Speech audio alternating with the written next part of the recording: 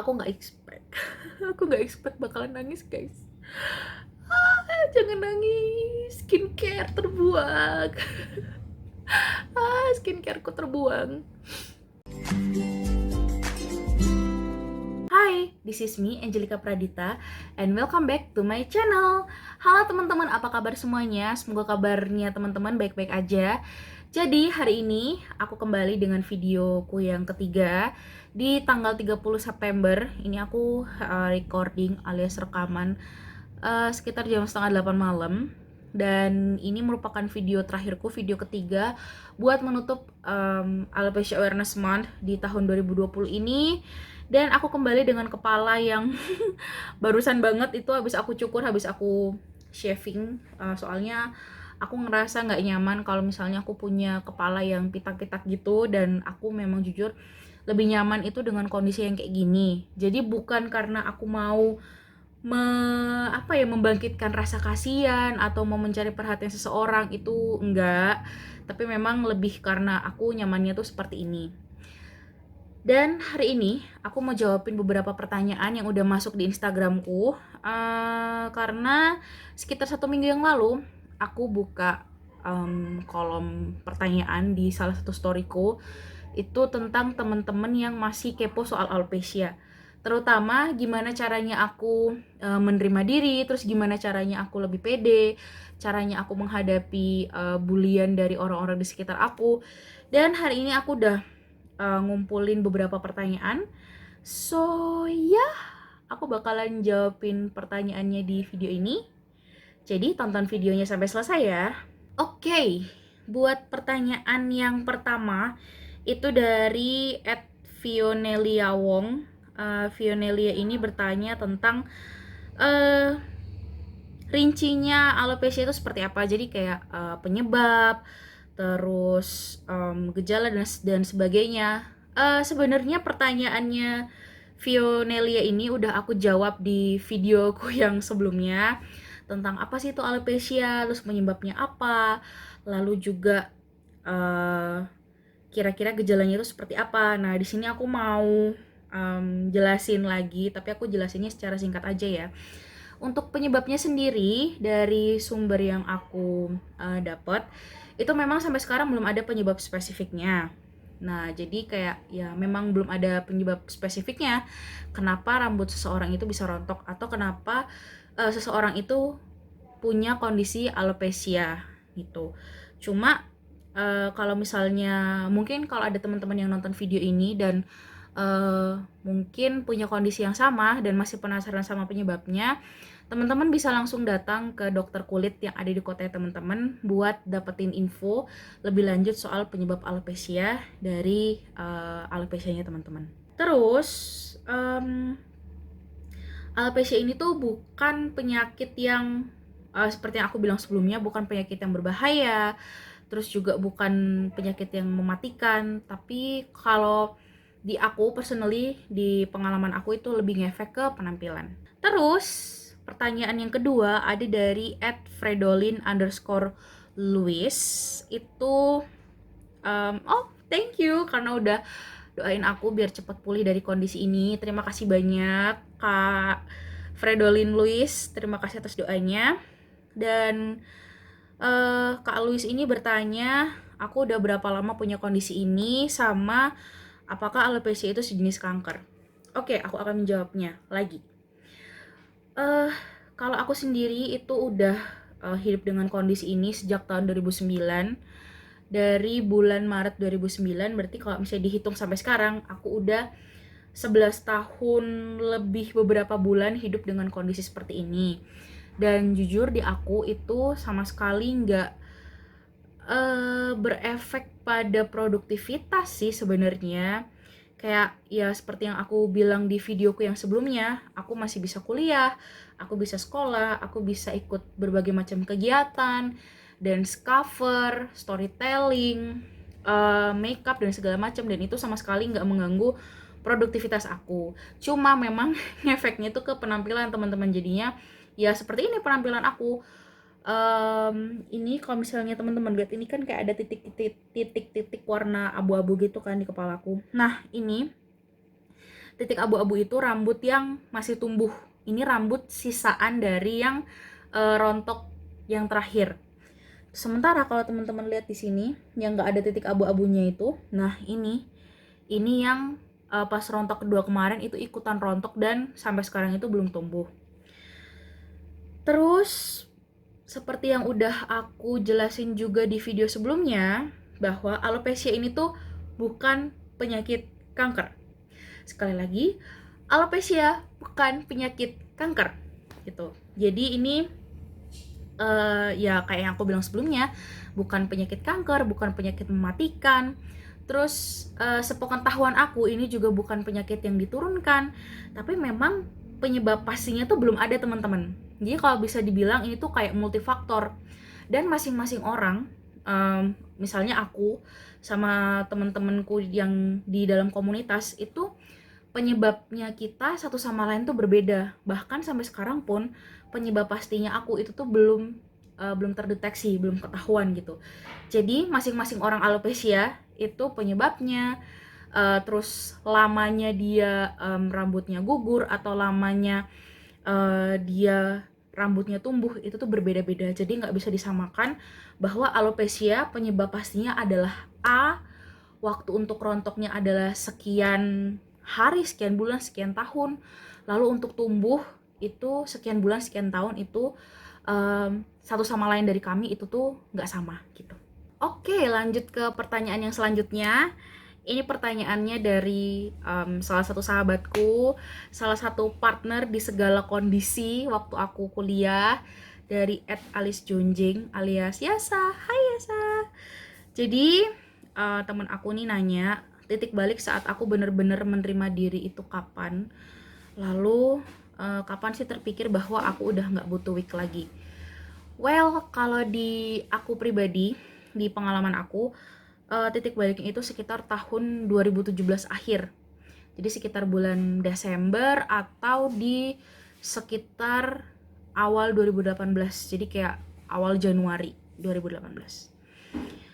Di situ aku udah mulai ada pikiran sih buat kayak, yuk kalau bisa kita tampil apa adanya yuk di depan orang, kayak tampil tanpa makeup, tampil tanpa wig, dan bener-bener ya udah tunjukin dirimu apa adanya, polosanmu gitu loh. Nah di situ aku mulai sedikit demi sedikit tuh mengumpulkan keberanian gitu, karena ya bisa dibilang kalau rambut itu kan merupakan mahkotanya perempuan kan.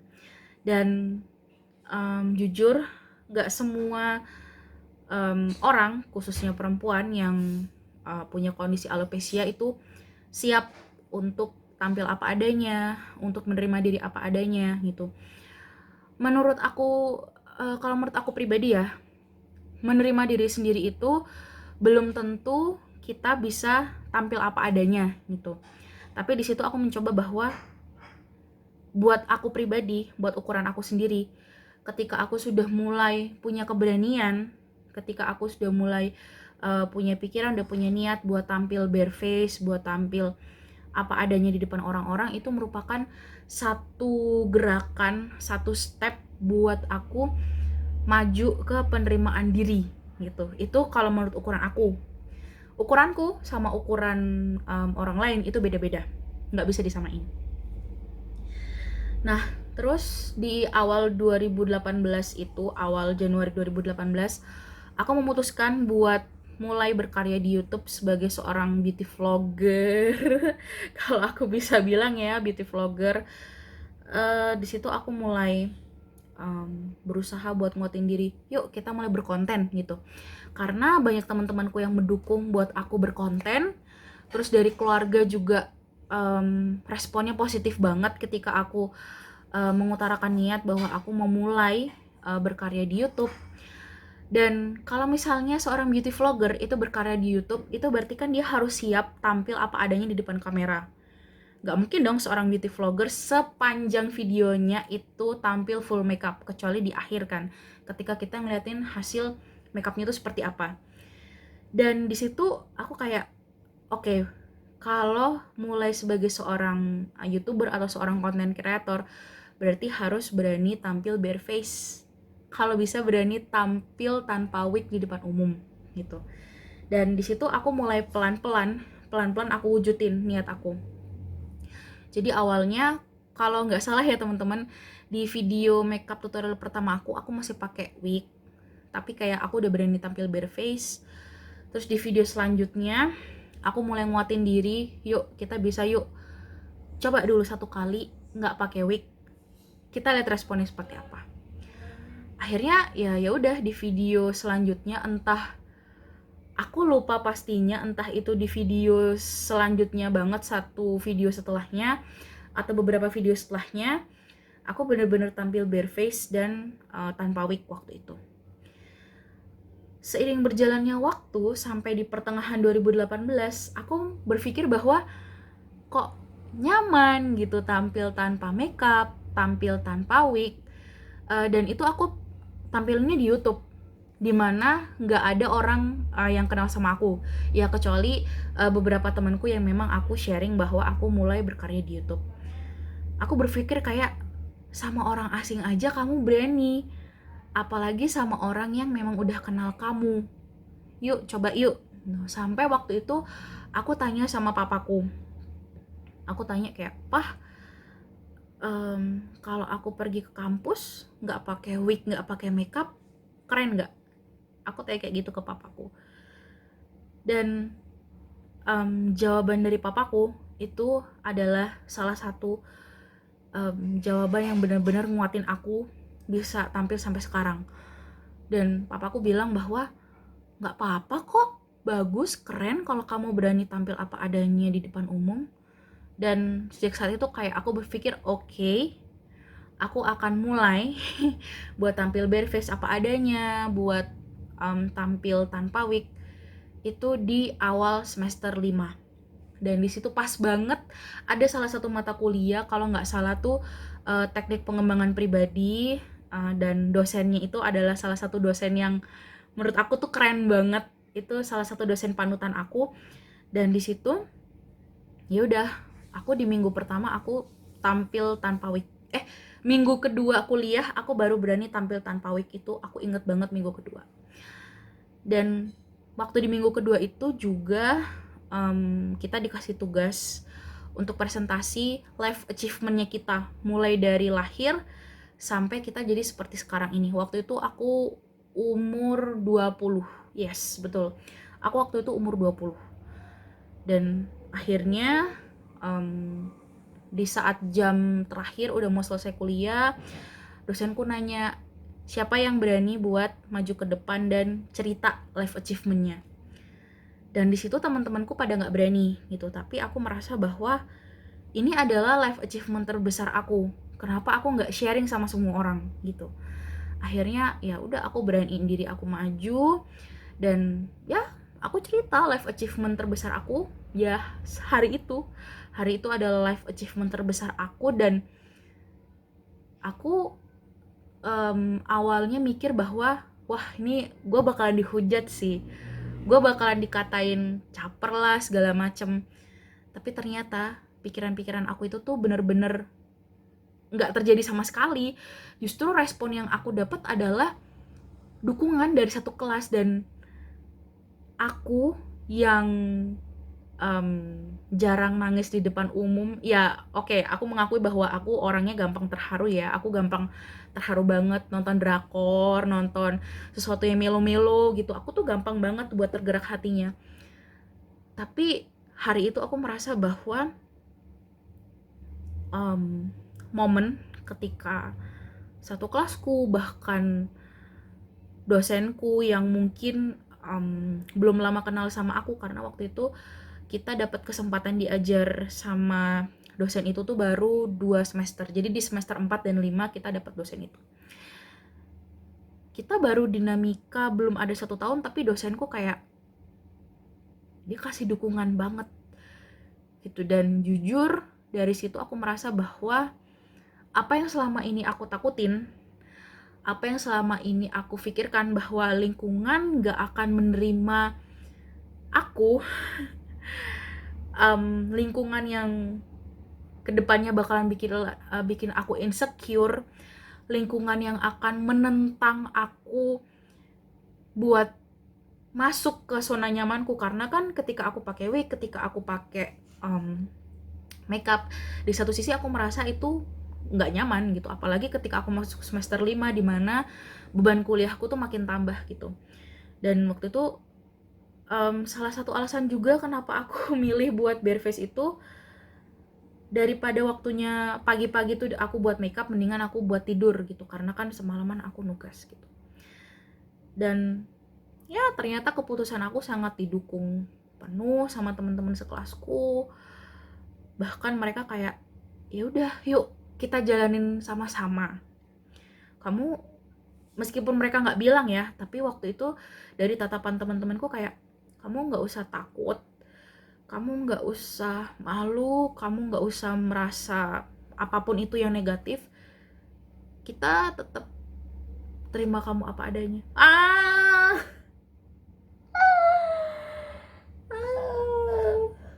Tisu. Guys, jarang banget aku nangis, jarang banget nangis di depan kamera. Biasanya nangisnya di depan laptop atau HP ketika nonton drakor, tapi ketika aku mengenang momen itu bener-bener kayak, ternyata banyak banget orang yang sayang sama aku tuh. Karena sebelum hari itu aku sering merasa bahwa ya aku sendirian gitu, aku punya kondisi ini tuh sendirian, aku punya kondisi ini ya cuma keluarga aku yang ngerti. Padahal posisi aku di Semarang, aku jauh dari orang tua, apalagi waktu itu papaku dapat tugas di luar pulau. Dan aku merasa bahwa ketika di kelas itu, ya aku merasa ini loh keluargaku yang lain, ini loh yang sayang sama aku. Bahkan waktu itu, di hari itu juga tuh, dosenku itu kayak sampai dia tuh peluk aku gitu loh. Kayak memang dosenku nggak mengatakan sesuatu ya, tapi dari pelukannya itu aku merasa bahwa ya udah kita jalanin sama-sama. Kayak ya udah, dari situ aku kayak, ya aku cuma bisa ngomong terima kasih sama teman-teman sekelasku gitu. Meskipun aku di kelas itu ya oke lah, aku bergaul sama semua orang, aku mau ngobrol, tapi aku tipikal mahasiswa yang ya udah selesai kuliah tuh pulang. Tapi kayak bener-bener teman-temanku tuh sayang banget sama aku gitu loh. Dan aku merasa bahwa ya salah satu support system terbesarku itu ya bener-bener teman-teman satu kelasku gitu. Aku nggak expect aku nggak expect bakalan nangis, guys. Jangan nangis, skincare terbuang. Skincareku terbuang. Sorry ya guys, sorry. Oke. Jadi di situ salah satu waktu yang bisa dibilang cukup berat, karena aku mengambil keputusan yang itu bener-bener di satu sisi itu menarik aku dari zona nyaman, tapi di satu sisi itu juga ngedorong aku buat masuk ke zona yang ternyamannya aku bisa jadi diri sendiri. Dan di situ aku merasa kuat, aku merasa bahwa ya keputusan yang aku ambil itu tepat, dan itu sama sekali tidak merugikan siapapun. Itu karena aku didukung banyak orang. Bahkan sampai sekarang pun posisi aku udah nggak ngampus, aku udah nggak dinamika bareng dosen-dosenku, bareng teman-temanku, tapi aku masih bisa merasakan bahwa setiap kali mereka nyapa, entah chat, ngebales komen atau apapun itu, aku merasa bahwa mereka tetap mendukung aku meskipun itu mereka nggak ungkapkan dengan kata-kata. Oke, gitu, alis jonjeng. Sinja. Oke, terus pertanyaan yang terakhir dari Paula Edeltrudis itu adik tingkatku. Kita sama-sama satu organisasi. Hai Paula.